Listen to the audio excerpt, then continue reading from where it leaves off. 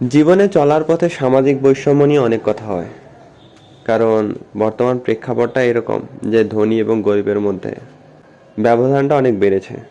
কিন্তু যদি বলি আসলে এই ব্যবধানের বড় কারণ কি, একটু মনোযোগ দিয়ে খেয়াল করেছেন কি?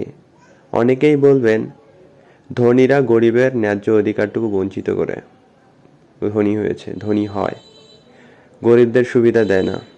হ্যাঁ, এটা হয়, কিন্তু কতটুকু? সিংহভাগের মধ্যে। কিন্তু এটা কতটুকু? 100%-এর মধ্যে পুরাটাই? মোটেও না। আপনি একটা জিনিস খেয়াল করবেন, খেয়াল করলেই বুঝতে পারবেন যে আসলে এই সমস্যাটা যতটা না অর্থনৈতিক, তার থেকে বড় হচ্ছে মানসিক।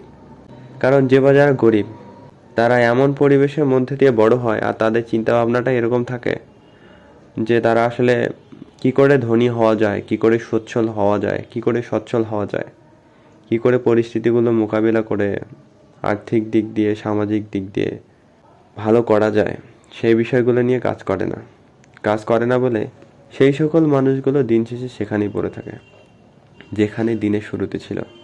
কিন্তু যারা প্রকৃত ধনী, যারা মানুষের মতো মানুষ, তাদের বেলায় খেয়াল করলে দেখবেন তারা কোনো এক সময় হয়তোবা গরিব ছিল বা সাদামাটা ছিল, কিন্তু তাদের পরিকল্পনা, তাদের আয়ের মানসিকতা, তাদের বিনিয়োগের চিন্তা, এই সব কিছু তাদেরকে না অনেক উপরে নিয়ে গেছে।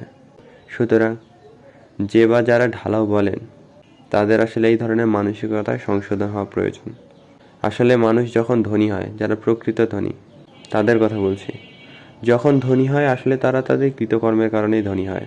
অর্থের প্রতি তাদের ব্যবহার, অর্থের প্রতি তাদের চিন্তা ভাবনা, অর্থে নিয়ে তাদের মূল্যবোধ, অর্থ নিয়ে তাদের পরিকল্পনা তাদেরকে বহু এগিয়ে নিয়ে যায়।